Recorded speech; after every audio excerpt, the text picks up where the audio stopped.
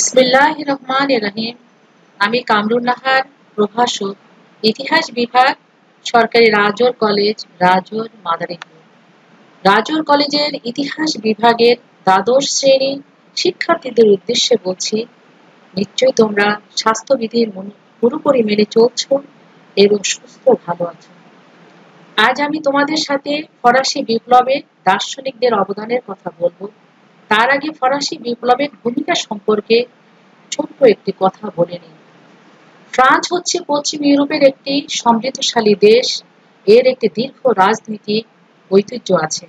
এই ফ্রান্সে অষ্টাদশ শতকের শেষ দিকে 1789 সালে একটি অসাধারণ বিপ্লব সংঘটিত হয়েছিল, যা ফরাসি বিপ্লব হিসাবে পরিচিত। তার আগে জানতে হবে বিপ্লব বলতে কি বুঝো। কারণ হলো, বিপ্লব হলো কোনো প্রচলিত ব্যবস্থার বিরুদ্ধে জন ইচ্ছার প্রেক্ষিতে আমূল পরিবর্তন ঘটানো। সেই সময় রাজত্ব করত পূর্ব রাজবংশ। তারা ছিল স্বৈরাচারী শাসক। তারা প্রায় 300 বছর রাজত্ব করেছিল। এই স্বৈরাচারী শাসনের অবসান ঘটিয়ে ফ্রান্সে বঞ্চিত নির্যাতিত জনগণ পেল তাদের অধিকার। এটাই হচ্ছে ফরাসি বিপ্লব। ফরাসি বিপ্লবের মূল মন্ত্র হচ্ছে সাম্য, মৈত্রী ও স্বাধীনতা। ফরাসি বিপ্লব শুধু ফ্রান্সে নয়, সমগ্র পৃথিবীর ইতিহাসকে আলোড়িত ও আন্দোলিত করেছিল। এখান থেকে মানব সভ্যতার এক নতুন অধ্যায় সূচিত হয়। কোনো বিপ্লবই একদিনে সংগঠিত হয় না। এর পিছনে পটভূমি থাকে, একটি প্রেক্ষাপট থাকে। ঠিক তেমনি ফরাসি বিপ্লবের পিছনে অনেকগুলো কারণ ছিল। সে কারণগুলো হচ্ছে রাজনীতি, সামাজিক, অর্থনৈতিক ও দার্শনিকদের ভূমিকা। আর যেহেতু আমি তোমাদেরকে রাজনৈতিক, সামাজিক, অর্থনৈতিক কারণ পড়িয়েছি, তাই আজকে আমি পড়াবো তোমাদের দার্শনিকদের অবদান, মানে দার্শনিকদের কি ভূমিকা ছিল ফরাসি বিপ্লবে। কোনো বিপ্লবী দানা বাঁধতে পারে না যতক্ষণ না সেটা কোনো নির্দিষ্ট ভাবধারার উপরে প্রতিষ্ঠিত হয়। অর্থনৈতিক, সামাজিক ও রাষ্ট্রীয় সংকট বিপ্লবের পটভূমি তৈরি করে, কিন্তু বিপ্লবের লক্ষ্য বা উদ্দেশ্য নির্দিষ্ট করে দেয় বিপ্লবী দর্শন। এই দর্শন বা দার্শনিক ভাবধারা যুগের পটভূমিতেই সৃষ্টি হয় এবং বিপ্লবকে পথ দেখায়। বিপ্লবী দর্শন যারা সৃষ্টি করে, মানে তৈরি করে, তারা সবসময় নিজেরা সরাসরি অংশগ্রহণ নাও করতে পারেন, কারণ তাদের কার্যের প্রকৃত ক্ষেত্র হচ্ছে মানুষের ভাব জগতে এক নতুন চিন্তাধারা সৃষ্টি করা। একথা সত্যি যে ফরাসি দার্শনিকগণ বিপ্লবে নেতৃত্ব প্রদান বা প্রত্যক্ষ অংশগ্রহণ করেননি, কিন্তু তারা চিন্তার জগতে এক গভীর আলোড়ন সৃষ্টি করেছিলেন। পূর্ব বা রাজবংশ অন্যায়, অবিচার, অসাম্য ও শোষণের বিরুদ্ধে দাঁড়ানোর নীতিগত সম্পর্কে তারা জনগণকে অবহিত করে। প্রকৃতপক্ষে এখানেই ছিল তাদের সত্যিকারের অবদান। মুক্তি পাগল ফরাসি জনগণ দার্শনিকদের মতবাদে অনুপ্রাণিত হয়ে বিপ্লবে ঝাঁপিয়ে পড়ে। ফ্রান্সের বিপ্লবে দার্শনিকদের পটভূমির সৃষ্টিতে যাদের বিশেষ অবদান ছিল, তাদের মধ্যে ছিলেন ভলটেয়ার, মন্তেস্কো, রুশো ও ডেনিস দিদেরও প্রভৃতি দার্শনিকদের নাম বিশেষভাবে উল্লেখযোগ্য। এছাড়া একদল নতুন অর্থনৈতিক সংস্কারক ছিলেন, যাদেরকে ফিজিওক্র্যাটস বলা হয়। রাজতন্ত্র সামাজিকভাবে জনসাধারণের মধ্যে যে শ্রেণী বিভাগ ও বৈষম্যের এক ছক তৈরি করে বিভেদের দেয়াল সৃষ্টি করে রেখেছিল, তা দার্শনিকদের ভাবতে বাধ্য করেছিল যে জনসাধারণের মুক্তির জন্য বিপ্লব ব্যতীত আর অন্য কোনো পথ খোলাই নেই। নিচে সমাজ ব্যবস্থার একটি ছক দেখানো হলো। 1789 খ্রিস্টাব্দের পূর্বে ফ্রান্সের মোট জনসংখ্যা ছিল 2,50,00,000। ফরাসি সমাজ ব্যবস্থায় সুবিধাভোগী এবং সুবিধাবঞ্চিত জনসংখ্যার বিভাজন নিচে দেওয়া হলো। তখন সমাজ দুভাগে বিভক্ত ছিল। একটা ছিল সুবিধাভোগী শ্রেণী, আরেকটা ছিল সুবিধা বঞ্চিত শ্রেণী। সুবিধাভোগী শ্রেণী ছিল শতকরা 4 ভাগ। এরা সংখ্যায় ছিল 10 লক্ষ। এদেরকে কোনো কর দিতে হতো না। আবার সুবিধাভোগী শ্রেণীর মধ্যে প্রথম সম্প্রদায় ছিল যাজক শ্রেণী, আর দ্বিতীয় সম্প্রদায় ছিল অভিজাত শ্রেণী। সুবিধা বঞ্চিত শ্রেণী ছিল শতকরা ৯৬ ভাগ। এর সংখ্যা ছিল ২,৪০,০০,০০০। সমস্ত কর এদেরকে দিতে হতো। এখানে লক্ষণীয় যে দেশের মোট ২,৫০,০০,০০০ মানুষের মধ্যে ২,৪০,০০,০০০ই ছিল সুবিধা বঞ্চিত। এই সুবিধা বঞ্চিতর মধ্যে আবার ৩টি পর্যায় আছে। প্রথম পর্যায় হচ্ছে, মানে এরা তৃতীয় শ্রেণী ছিল। প্রথম পর্যায়ে আছে বুর্জোয়া শ্রেণী, যাদেরকে আমরা উচ্চ মধ্যবিত্ত। এরা আবার শিক্ষা, দীক্ষা, ধনসম্পদে ও জাতীয়তা বোধে অন্যান্য শ্রেণীর চেয়ে ঊর্ধ্বে ছিল। সামাজিক মর্যাদা ছিল না, এদেরকে সব কর দিতে হতো। এরাই কিন্তু ফরাসি বিপ্লবের নেতৃত্ব দিয়েছিল। পরে আছে শ্রমিক ও কারিগর, তারপরে আছে কৃষক। এই কৃষকরা জনসংখ্যা ছিল ২,১০,০০,০০০। সুবিধা বঞ্চিত ২,৪০,০০,০০০ মানুষের সিংহভাগ, ২,১০,০০,০০০ কৃষক এতটাই শোষিত হচ্ছিল যে সারা বছর খেটে তারা বাঁচার মতো সম্পদ হাতে থাকতো না। এখন আমরা পর্যায়ক্রমে ফরাসি বিপ্লবে দার্শনিকদের কথা আলোচনা করি। প্রথমে আমরা যাকে পাই তার নাম হচ্ছে ভলটেয়ার। তোমাদের এখানে একটি কথা আমি একটু বলে নেই, সেটা হলো, আমরা যখন ফরাসি ইতিহাস পড়তে যাব তখন দেখব যখন ফরাসি ভাষার থেকে অনুবাদ হয়েছে সেইখানে নাম এক ধরনের হবে, দার্শনিকদের নাম তোমার এটা এক ধরনের হবে, বইয়ের নাম। আবার যখন ইংরেজি থেকে অনুবাদ করা হবে তখন আবার নামগুলোর আলাদা বানান হবে। তেমনি আমরা ভলটেয়ারকে পাই। তার সময়টা হচ্ছে ১৬৯৪ থেকে ১৭৭৮। ম্যারিয়া ফ্রাসিয়া ম্যারি আরুরে কে সবাই মহামতি ভলটেয়ার বলতো। ভলটেয়ার হচ্ছে তার ছদ্মনাম। লা মিজারাবল বইয়ের লেখক ভিক্টর হুগো ভলটেয়ারকে আখ্যায়িত করেছিল মানুষের চেয়ে বড় কিছু। ভলটেয়ার জন্মগতভাবে ছিলেন প্রতিভাবান, তার লেখনী ছিল ক্ষুরধার। মাত্র ১৭ বছর বয়সে তিনি তার সূক্ষ্ম, ব্যঙ্গাত্মক, তীক্ষ্ণ, ক্ষুরধার লেখনী চালিয়ে তৎকালীন প্যারিসের বুদ্ধিজীবী মহলে পরিচিত হন। ফ্রান্সের রাজা চতুর্দশ লুই মানে ১৪তম লুই অর্থ রাজা বিরুদ্ধে একটি কবিতা লেখার অপরাধে তাকে ১৭১৭ সালে সর্বপ্রথম বাস্তিল দুর্গে নিক্ষেপ করা হয়। বাস্তিল দুর্গ মানে কারাগার। ১৭২৯ সালে তিনি আবার দ্বিতীয়বার বাস্তিল দুর্গে কারারুদ্ধ হন। তিনি তার লেখনীতে বাস্তিল দুর্গের নির্মম কাহিনী লিখেছিলেন। ফলে বিপ্লবের শুরুতেই বিক্ষিপ্ত জনতা বাস্তিল দুর্গ আক্রমণ করে ধ্বংস করে দেয়। ১৭৩৪ সালে ভলটেয়ারের বিখ্যাত গ্রন্থ লেটার্স ফিলোসফি গ্রন্থ প্রকাশিত হয়। তার লেখনী এতটাই শক্তিশালী ছিল যে শুধু লেখার কারণেই দুবার তাকে দেশ ত্যাগ করতে হয়েছিল, প্রথমে ইংল্যান্ডে, পরে প্রুশিয়ায়। ভলটেয়ার ছিলেন একাধারে ব্যঙ্গরসের পরিবেশক, কবি, প্রবন্ধকার, ঔপন্যাসিক, নাট্যকার, ঐতিহাসিক ও বিজ্ঞানের অনুরাগী। সাহিত্যের বিভিন্ন শাখা, ইতিহাস, দর্শন, ধর্ম, বিজ্ঞানের নানা বিষয় তার অগাধ পাণ্ডিত্য। আলোচনা করলে তার মতো প্রতিভাবান লেখক খুঁজে পাওয়া কঠিন। ফ্রান্সে তার প্রভাব ছিল অপরিসীম। ফ্রান্সের তৎকালীন সমাজ ও রাষ্ট্রকে তিনি সারা জীবন আক্রমণ করে গেছেন। সকল প্রকার কুসংস্কার, অন্যায়, অত্যাচার, অসাধুতা আর নির্যাতনমূলক আইন, সুবিধাবাদ সবকিছুর বিরুদ্ধে ছিল তার আপোষহীন সংগ্রাম। ভলতেয়ারের বেশি আক্রমণ পরিচালিত হয়েছিল তৎকালীন ধর্ম ব্যবস্থার বিরুদ্ধে, বিশেষ করে রোমান ক্যাথলিক গির্জার বিরুদ্ধে। তার মতে গির্জা হলো প্রগতি ও শিল্প বিরোধী। গির্জা যাজকদের তিনি আখ্যায়িত করেছিলেন ভণ্ড প্রতারক। তার মতে গির্জা ছিল দুর্নীতির কেন্দ্রস্থল এবং যাজকদের কাজই ছিল নিরীহ মানুষদের ঠকানো। তাদের সকল অলৌকিক কার্যকলাপ মানুষকে প্রতারণার কৌশল মাত্র। প্রচলিত ধর্ম ব্যবস্থায় তার কোনো আস্থা ছিল না।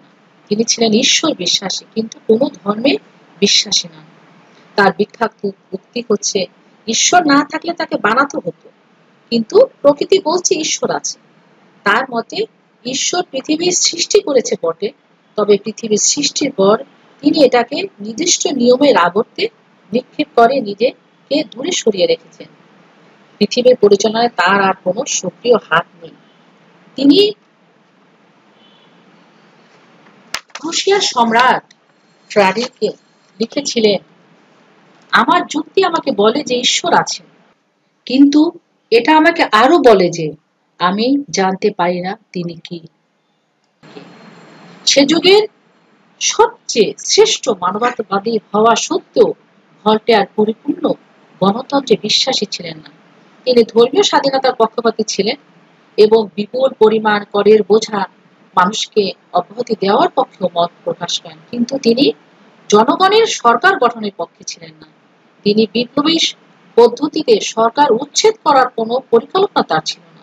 তিনি আবার ইংল্যান্ডের সাংবিধানিক রাজতন্ত্রকে তিনি উৎকৃষ্ট শাসন ব্যবস্থা রূপে গণ্য করতেন। ফ্রান্সে মানে নিজের দেশের জন্য এই ধরনের সরকার গঠনের পক্ষে মত প্রকাশ করেন।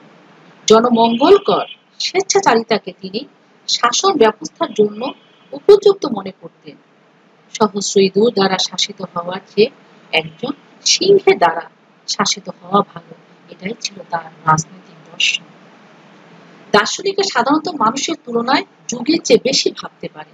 তিনি তার দার্শনিক চিন্তার শক্তি দ্বারা অনুভব করে ফরাসি বিপ্লব সম্পর্কে ভবিষ্যৎবাণী করে বলেছিলেন, আগামী 10 বছরের মধ্যে বিপ্লব হবে। আমি এবং আমার সঙ্গী সাথী হয়তোবা সে বিপ্লব দেখতে পারবো না, কিন্তু এই বিপ্লব হবে অধিকতর আলোকপ্রাপ্ত। তিনি ফরাসি বিপ্লবের ঠিক 11 বছর পূর্বে মৃত্যুবরণ করেন। এই ফরাসি দার্শনিকদের ফরাসি বিপ্লবের অনেক অবদান রয়েছে। পরের দার্শনিকে আমরা পড়ব হলো চার্লস মন্তেস্ক্যু। তার সময়টা হচ্ছে 1689 থেকে 1755। ফরাসি দার্শনিকদের মধ্যে উল্লেখযোগ্য ছিলেন মন্তেস্ক্যু। তিনি অভিজাত পরিবার থেকে এসেছিলেন, পেশায় ছিলেন আইনজীবী। মূলত দার্শনিক হলেও মন্তেস্ক্যুর লিখিত সংবিধান এবং রাজনীতি বিষয়ক রচনাবলী সে যুগের পাঠকদের ভীষণভাবে উজ্জীবিত করেছিলেন। তিনি প্রকৃতপক্ষে বিপ্লব বিমুখ এবং রাজতন্ত্রে বিশ্বাসী। গণতন্ত্রের প্রতি তার কোনো বিশ্বাস ছিল না। রাষ্ট্র চিন্তার ইতিহাসে ক্ষমতার স্বতন্ত্রীকরণ নীতির প্রবক্তা হিসাবে মন্তেস্ক্যুর নাম বিশেষভাবে উল্লেখযোগ্য। মন্তেস্ক্যুর প্রথম লেখা দ্য পার্সিয়ান লেটার্স মানে পারস্য পত্রমালা গ্রন্থটিতে তিনি উজবেক ও রিকা নামক দুইজন পারস্য দেশীয় ভ্রমণকারীর ছদ্মনামে ফরাসি সমাজের দোষ ত্রুটির কথা উল্লেখ করেন। তার সবচেয়ে উল্লেখযোগ্য অবদান হচ্ছে দ্য স্পিরিট অফ লস আইনের মর্মকথা গ্রন্থটি। মন্তেস্ক্যুর 20 বছরের পরিশ্রমের ফসলে গ্রন্থটি প্রকাশিত হয় 1748 সালে। মাত্র 18 মাসে পুস্তকটির 22টি সংস্করণ প্রকাশিত হয়। এত অল্প সময় এত বেশি সংখ্যক সংস্করণের সংখ্যা দেখে বইটির জনপ্রিয়তা সম্পর্কে একটি সুস্পষ্ট ধারণা পাওয়া যায়। এই গ্রন্থে তিনি দুটো মতবাদ ব্যক্ত করেন। প্রথমত, কোন দেশে কি ধরনের আইন বা সংগঠন প্রচলিত থাকবে তা নির্ভর করে সে দেশের প্রাকৃতিক পরিবেশ ও ঐতিহ্যের উপরে। দ্বিতীয়ত হচ্ছে ক্ষমতার স্বতন্ত্রীকরণ নীতি মানে বিভক্তকরণ। তিনি বলেন মানুষের সাধারণ প্রবণতা হলো ক্ষমতার অপব্যবহার করা। শাসন, বিচার, আইন প্রণয়ন এই তিনটি উপাদান একই ব্যক্তির হাতে থাকলে তিনি যে কোনো সময় স্বৈরাচারী হয়ে যেতে পারেন। যেমন আমরা দেখেছি পূর্ব রাজবংশের রাজারা এই তিনটি ক্ষমতা একচ্ছত্রভাবে ব্যবহার করে স্বৈরাচারী হয়ে উঠেছিলেন। চতুর্দশ লুই চরম স্বৈরাচারী ছিলেন এবং দর্প করে বলতেন আমি রাষ্ট্র। পরবর্তী রাজা পঞ্চদশ লুই বলেছিলেন আমরা হচ্ছে ঈশ্বর প্রদত্ত। রাজা তার কার্যাবলীর জন্য জবাবদিহি একমাত্র ঈশ্বরের কাছে করবেন। ষোড়শ লুই, যার সময় ফরাসি বিপ্লব সংঘটিত হয়েছিল, সে ষোড়শ লুই বলতেন আমি যা বলি তাই হচ্ছে আইন। তাই মন্তেস্ক্যু জনগণ যাতে ব্যক্তি স্বাধীনতা ভোগ করতে পারে সেই জন্য সরকারের তিনটি বিভাগ যথা কার্যনির্বাহী, আইন প্রণয়ন এবং বিচার বিভাগ স্বাধীন থাকা অপরিহার্য, কেননা একটি বিভাগ অপর বিভাগের উপর কোনো প্রকার নিয়ন্ত্রণ আরোপ করা বাঞ্ছনীয় নয়। এর অন্যথা হলে জনগণ গণতান্ত্রিক অধিকার থেকে বঞ্চিত হবে। এভাবে মন্তেস্কু ফ্রান্সে প্রচলিত স্বেচ্ছাচারী রাজতন্ত্র এবং ডিভাইন রাইট মনার্কির ভিত্তিমূলে আঘাত করেন। মন্তেস্কুর দ্বিতীয় মতবাদটি ক্ষমতার সচেতনকরণ ফরাসি বিপ্লবকে বিপুলভাবে প্রভাবিত করেছিল। তোমরা জানো, পরবর্তীকালে আমেরিকার সংবিধান এবং 1791 সালে ফ্রান্সে বিপ্লবী সংবিধান যখন রচনা করা হয়েছিল, তার নীতিমালা সেইখানে প্রতিফলিত হয়েছিল।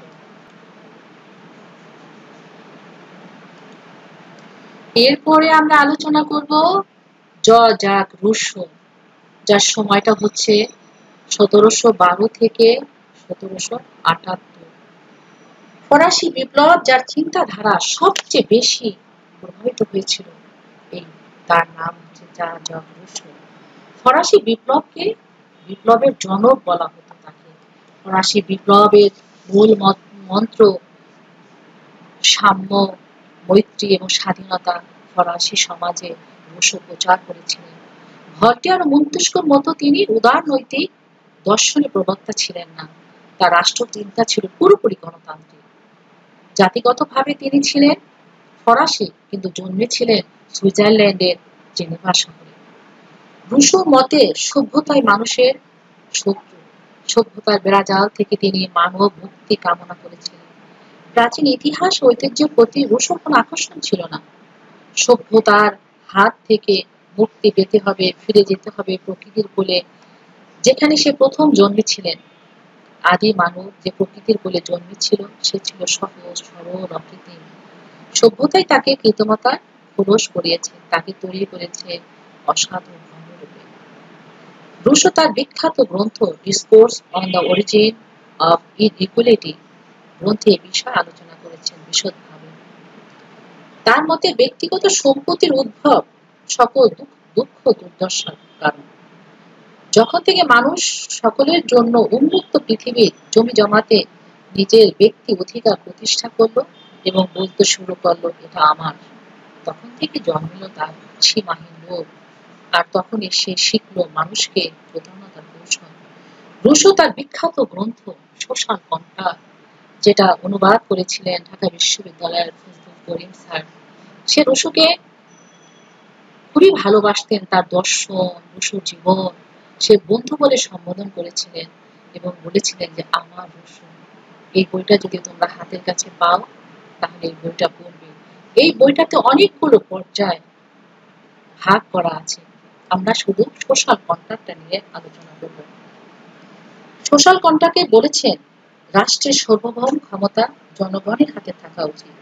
রাজা জনগণের ইচ্ছা অনুযায়ী দেশ পরিচালনা না করতে পারলে তাকে পদচ্যুত করার অধিকার জনগণের আছে, মানে গণতন্ত্রের কথা বলেছেন।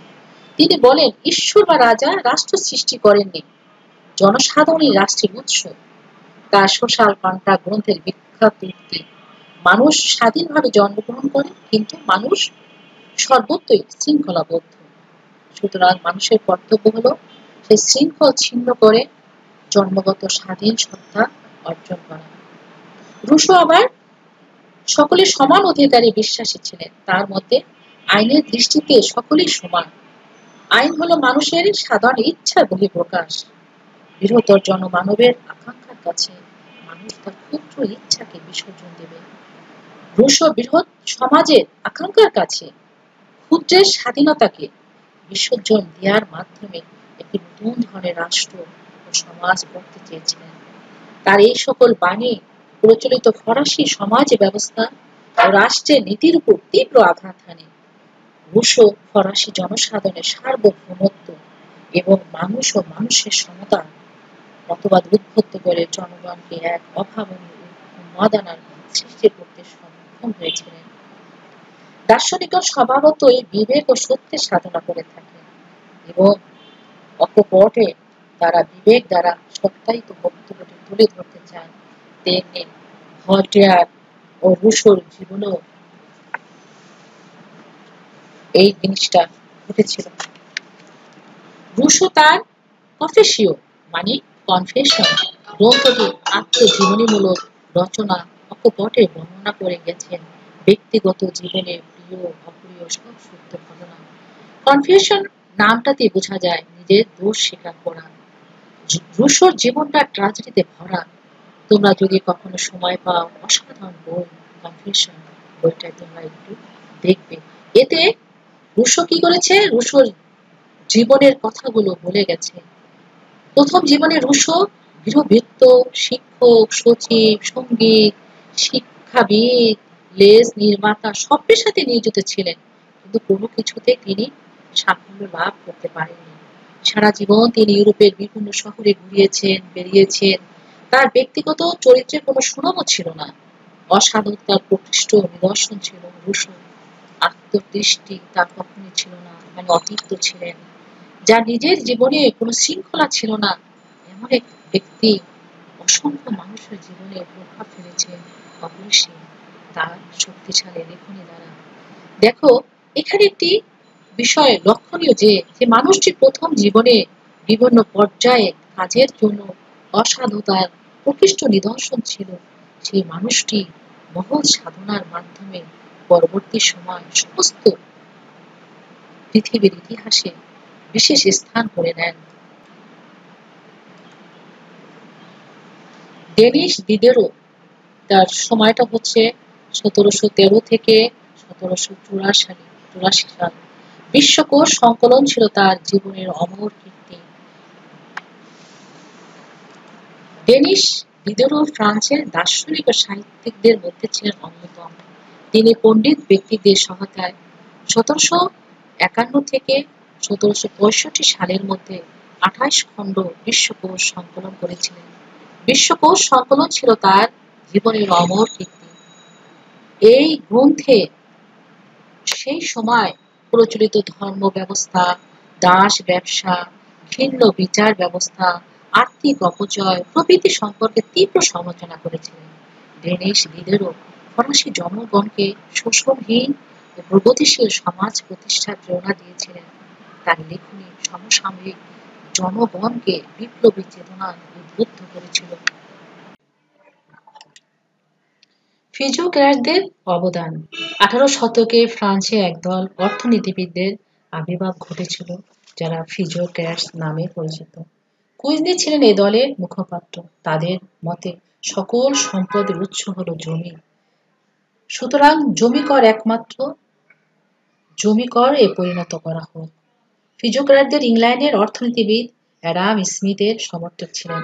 তারা মুক্ত বাজার অর্থনীতি এবং জনগণের অর্থনৈতিক স্বাধীনতার পক্ষে প্রচারণা চালান। ফিজিওক্র্যাটসগণ মধ্যে ছিল মিরাবো, রবার্ট জে তুর্গো। এই তুর্গো আবার সরাসরি যখন ক্ষমতায় ছিলেন তখন তিনি অর্থমন্ত্রী ছিলেন। ফিজিওক্র্যাটসরা পুরাতন অর্থনৈতিক অবস্থার সমালোচনা করে জনগণকে নতুনভাবে অর্থ ব্যবস্থা গড়ে তোলার জন্য আহ্বান করেছিলেন। দেশ বরেণ্য এসব দার্শনিকের দ্বারা ফ্রান্সের জনগণ বিপ্লবের মন্ত্রে উদ্বুদ্ধ হয়েছে ও বিপ্লবের পথের দিশা খুঁজে পেয়েছে। আজকে এই পর্যন্তই। পরবর্তী ক্লাসে আবার দেখা হবে। ভালো থেকো সবাই।